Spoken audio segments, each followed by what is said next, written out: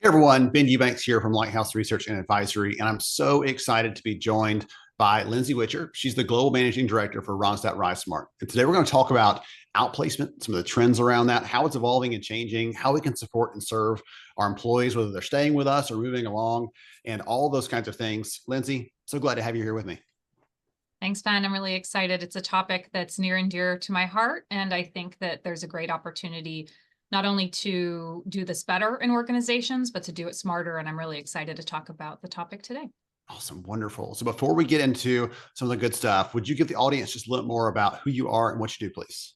Yeah, absolutely. So I lead the career transition and coaching business for Randstad RiseSmart within the Randstad Enterprise Group. Randstad is the largest human capital organization in the world, supporting our customers to bring talent into their organizations, support that talent in their development while they're there, and then if necessary, help them successfully transition out of the organization. Okay, perfect. Well, it's a great setup for this conversation because that transitioning out, a lot of companies have had news stories, headlines, all that about organizations that have had to curtail their workforce, had to reduce their workforce over the last year. And many of them, I think y'all's research is showing are thinking about that in the coming year as well. And because of that, like I want to talk about this because outplacement isn't something brand new. But I think that the way it's approached, the way it's evolved has changed a bit. And I'd love for you to talk us through that if you don't mind. What does that evolution look like and what's it look like today? Yeah, it's a great question. And just to comment on 2023, I think that we saw the gamut of how to handle layoffs in 2023. There were unfortunately a lot of organizations who had to make changes in their workforce. And I was at times shocked and at times really heartened by how organizations handled that. So looking forward to diving into that a little bit more as we have the conversation. I think from a bigger picture perspective, you hit the nail on the head, right? Outplacement has been a thing, if you will, for a very long time. It's been something that organizations started many years ago, but it has really evolved over the years. It started out as you drive down to the local office, meet with someone, you look in the newspaper for jobs to apply to, fax your application, so on and so forth, to what we have today, which is a really strongly digitally enabled type of service with really, really strong support from people who are experts in the space. And I think that what we've seen, especially over the past year with those who are being impacted by layoffs and having to move into an outplacement program, is that there's not been a time before today where people have to think about their careers so much differently as they look into the future. You think about all of the changes that are coming from AI, industries evolving, just the broader macroeconomic climate. As people are getting this opportunity to think about what's next for me in my career, they're not just thinking, hey, I need another job exactly like the one I left as quickly as possible. Certainly, there are people who are in that spot, but more and more we're seeing people take this as an opportunity to say, you know what, let's have a reset. Let's really dig deep. Let's understand who I am, what my values are, what I want the next phases of my career to look like, and being much more intentional, not just about the next job, but making sure that they're picking a career path that is really sustainable into the future with all the changes that are already happening and we project to happen in the future. And that's where outplacement becomes so important because very few people are able to navigate that themselves. And we're able to come in and help them do that in a really strategic, really, really thoughtful, and really supported way, which creates better outcomes for people overall. I love that because I think about my own experience as an HR leader, as a recruiting leader.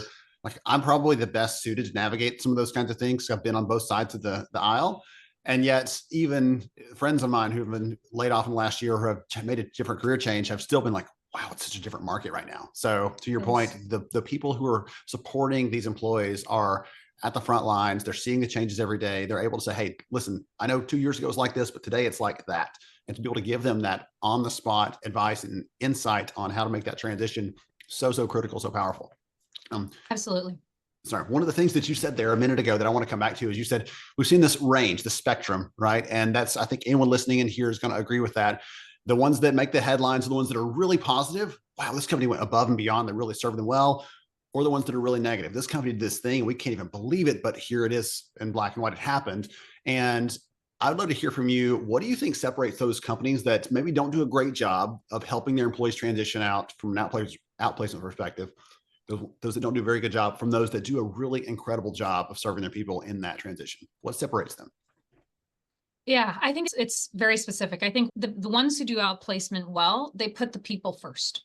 the people who are getting impacted front and center. And so as they're designing the process, as they're thinking about how they're going to handle this situation, they have those individuals in mind, and they design a process around creating as good of an experience as possible for those individuals. Of course, losing one's job is never a good experience, nor can it be. But done with care, done with proper planning, done with thoughtfulness, you can make it as good as possible in a very difficult situation. I think the companies who have really fumbled this over the last year and even prior to this year, they're not putting the person first. They're putting process or speed or, whatever other things that might be front and center for them. They're putting that at the top of the priority list and not the people. And you see that focus come through in the experience that those people have. I mean, you read articles this past year of people finding out that they lost their job because they couldn't log into Slack, or they were invited to a giant town hall with, 1,000 of their peers, all to be told that they're all getting laid off. I mean, these are really, in my strong opinion, not the right way to handle these things. It doesn't take that much more time to put a little bit of planning in place, to put a little structure in place, and to make sure that you're able to treat people humanely, really, like the individuals who have contributed to your organization that they are, and just put a few small touches on that experience so that they walk away feeling like, hey, this stinks. I lost my job, but the company did right by me. They did the best that they could. And I think that there's things that go into that are well ahead of the layoff as the layoff is handled, and then also post-layoff. There's things that can be done really well and things that can be done really poorly across each of those phases of the experience.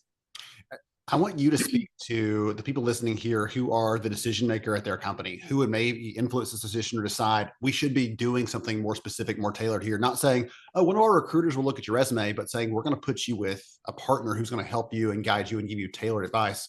How would you advise or encourage that person to really advocate for that people first approach within their organization versus just saying, well, cost cutting, let's just do it the cheapest way possible. Let's just tell everybody via a mass email, or let's get them all on a Zoom call and just tell everybody they're done.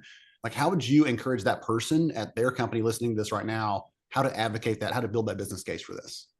Yeah, I think it business case is exactly right. And there is a business case that can be made. I think first, even ahead of making the decision that a layoff needs to happen, I would strongly encourage leaders to consider all of the levers available to them to pull prior to having a workforce reduction. That might mean things like reduced work schedules. It might mean, pausing merit. It might mean putting a pause on executive bonuses, right? There's different ways to find cost savings before you get to the point of actually impacting jobs. And the reason I mention that, and the reason I think that it's important, is if your employees see that you tried other things before you actually had to do a layoff, they will feel like you made the investment, like you made the effort to try to avoid it. It softens the blow, if you will, I think, for employees, if they feel like everything else was attempted before the layoff happened. Now, each company, depending on, how global you are, what your options are, there's different things you can look at there. But I think the message is what's important, because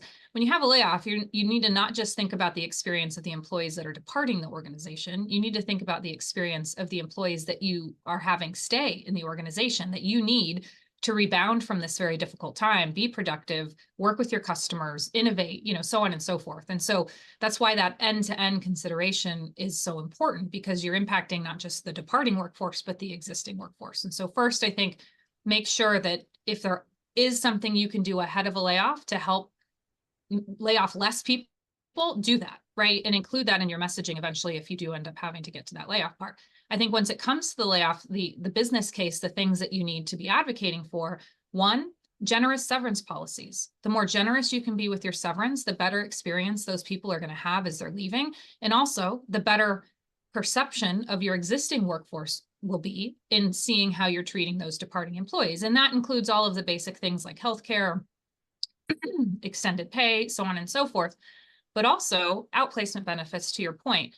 Are you partnering with a provider who is going to really, truly give people a great experience from an outplacement perspective to help them land softly following the layoff and really look forward into the future and have a great outcome following that? And there's a business case for outplacement itself. It reduces the amount of time people are looking for jobs, which thereby helps to reduce your unemployment costs. It helps to get people back to work more quickly because eventually they may be your customer or your partner or your vendor at their next role, right? You want to make sure that you're thinking about their experience as they leave, because they may come back to influence or work with your organization in another way in the future. And frankly, you may want them to come back to work for you. I think there's been some good examples of layoffs that have happened this year where the CEOs turn around a few months later and say, hey, we want you back. Right. So if you're not taking care of those people as they're leaving, they absolutely won't want to come back. In fact, we found, or actually not us, pardon me, Glassdoor found that 58% of people would not consider going back to work for an organization that laid them off. The chance of them being willing to come back is going to be really contingent upon how you treat them as they're leaving. Wonderful.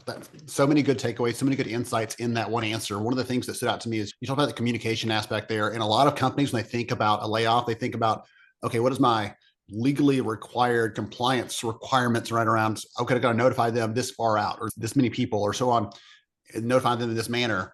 And that should be the minimum threshold, not the maximum that we do. It should say, okay, we've got to do that, but what else can we do to tell them? What else can we do to be clear and open with them, to be transparent? As you said, there's a value to that. It may feel like we're showing too many of the cards, but long term, the people who ultimately have to leave, if they knew that their leadership did everything they could up until the moment they had to go, like they're walking out like, man, they really tried, versus, Yep. Wow, I thought we were all great yesterday. Company's numbers look good, at least from my perspective. And then this morning, I couldn't log into whatever my work account was, and I found out that I was out. So I think it's a really, really great call out there. Well, and I think two things around that. One is the message that you send to the organization, including those who are impacted, about why you're having the layoff. We've all seen those generic platitudes of, difficult business decision. We had to do this for the future of the company. Thank you for your service, and leave it at that.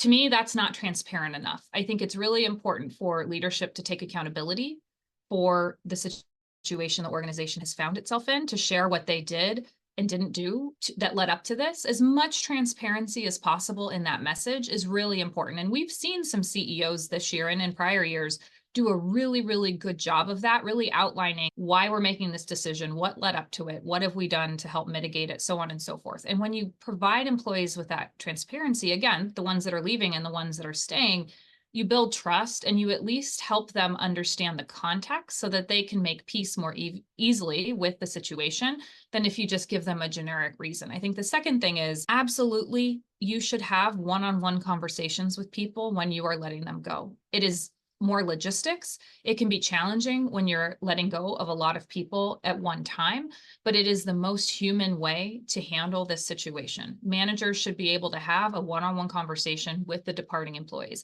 There's training for it. There's enablement for it. Lots of organizations we work with, large global organizations that when they have layoffs, have to lay off thousands of people at a time.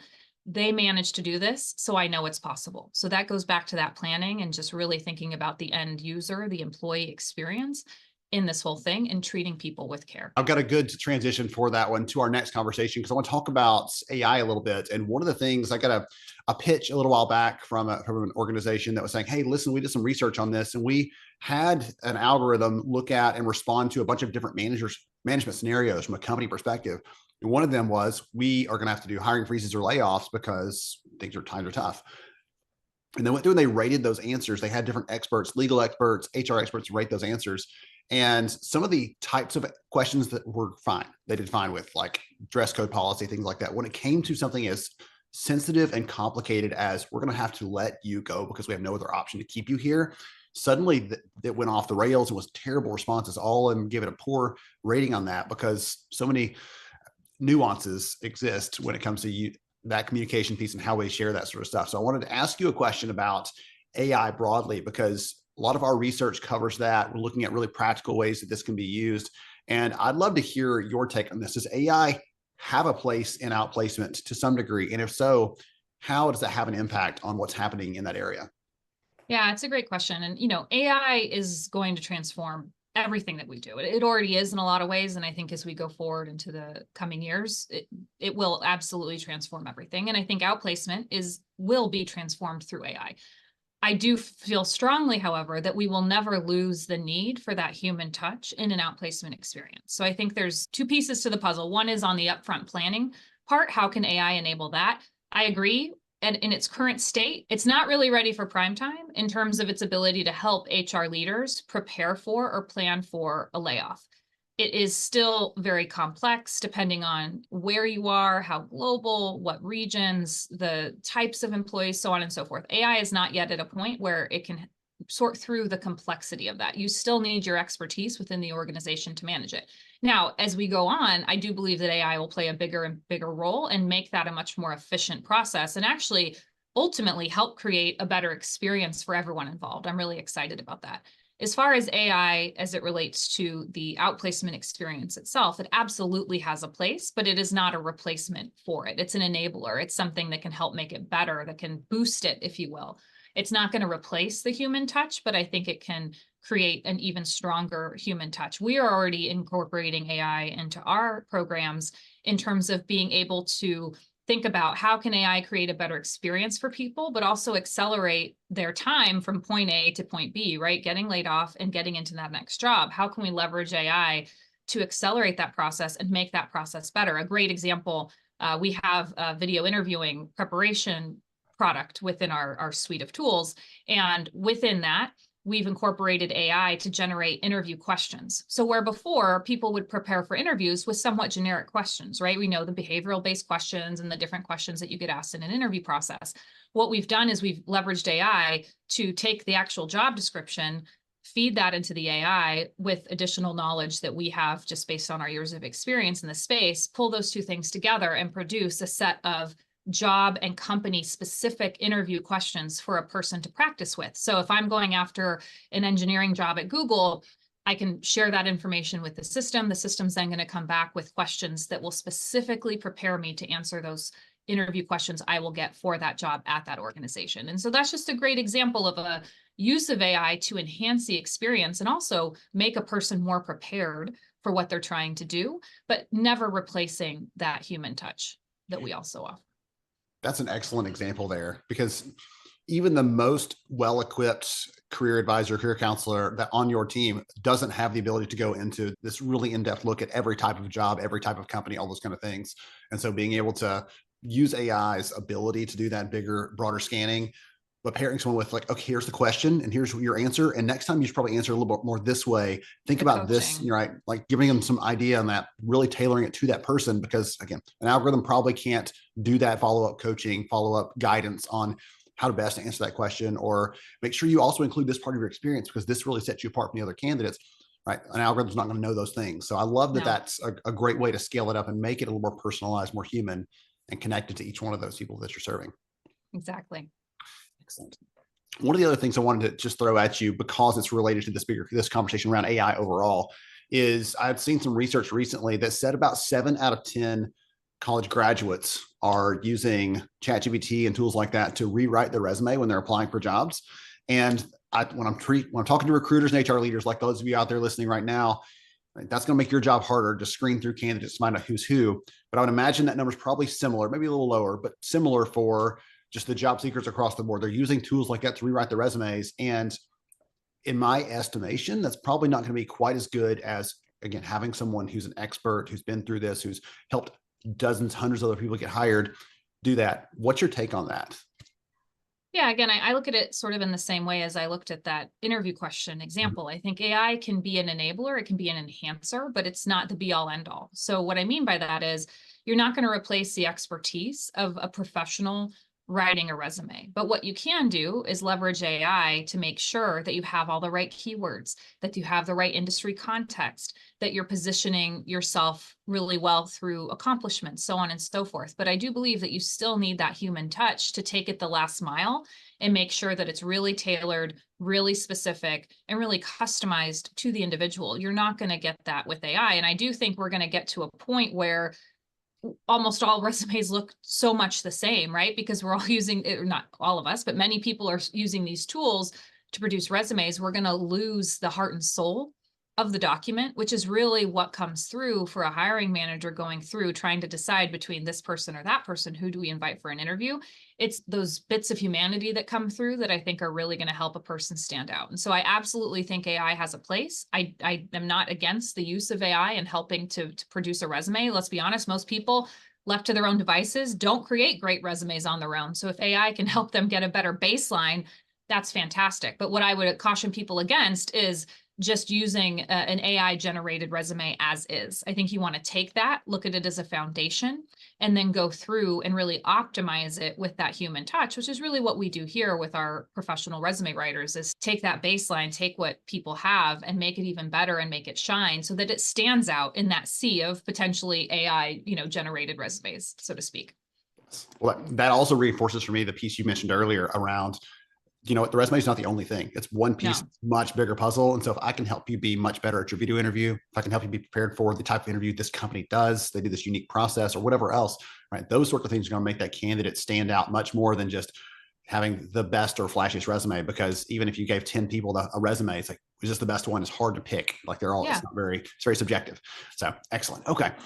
All right. I've got one more big question for you, kind of thinking big here for, again, representing the voice of the people listening into this who make these decisions to their organizations. If I suddenly snap my fingers and you are in charge of an organization that may have to do some sort of layoffs in the near horizon, what would be big priorities for you? What would be most important, top of mind items? Like I cannot miss ABC, or like I'm going to consider this a failure on my part.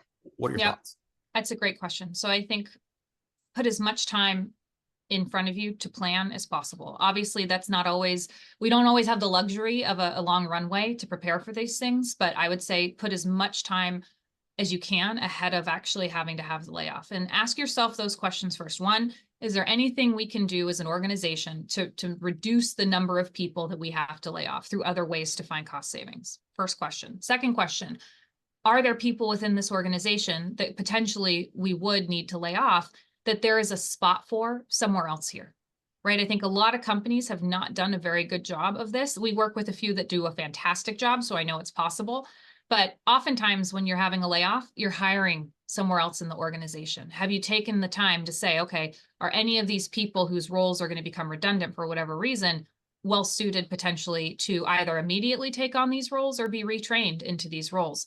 You have an imperative, in my opinion, to do that and to try to retain talent. There's so much benefit and cost savings, frankly, if we go back to that business case, for retaining that talent into another role versus laying them off. So take that step. And then from there, once you've done those things, it's just make sure that you put the person who's getting impacted front and center of your mind and design the process and the experience for them from soup to nuts, making sure that you do everything you can to make it as positive as possible. And that goes down to the proper messaging, delivering the notification not face to face necessarily physically, but at least by video, if at all possible, individually, making sure that you have a generous severance package, making sure that you offer outplacement benefits, and making sure that as they're departing the organization, that you do it with care and that they can look back and say, you know what, again, like I said earlier, this totally stinks that I got laid off. I'm really upset about it, but the company did right by me. That for me is the best possible outcome in a layoff. So give yourself time. Make sure you've looked at all your options for cost savings before you go here. Make sure you look at your options for redeployment. As time goes on, create an actual redeployment focus within your organization, an internal mobility focus that will also help in the long term. But then finally, just design that end-to-end experience with the human in mind and make sure that you create as positive an experience as you can in the situation. So tremendous advice. And I go back to the stat you mentioned earlier. It's about 6 in 10 people said, I would not work for the company that laid me off. Like it should be our goal, I would think, to say, you know what, everybody's not going to want to come back, right? That hurts, that stings. But if the majority of people said, we'd be willing to come back here even afterwards because they treat me so well, that's probably not a bad number to shoot for. So something to think about. And that's going to reflect in your Glassdoor rating and your Google reviews and how people talk about your organization out in their day-to-day life. And you want it to be positive as much as possible. All right, goodness gracious. I've gotten so many good notes and takeaways here, Lindsay. This has been a tremendous set of information and ideas. I love the trends piece, but I also love the practical advice you shared here with everyone on how to do this and how to do this thing that feels very technical and complicated in a very human and connected sort of way. So thank you so much for sharing your insight here. I really appreciate it. Yeah, my pleasure. It's been great to chat with you and look forward to doing it again soon. Absolutely. To everybody else out there, I hope you got some good notes as well. Make sure you think about your people, as you've heard here in the conversation. Think about your people first, and ultimately, it's hard to go wrong there.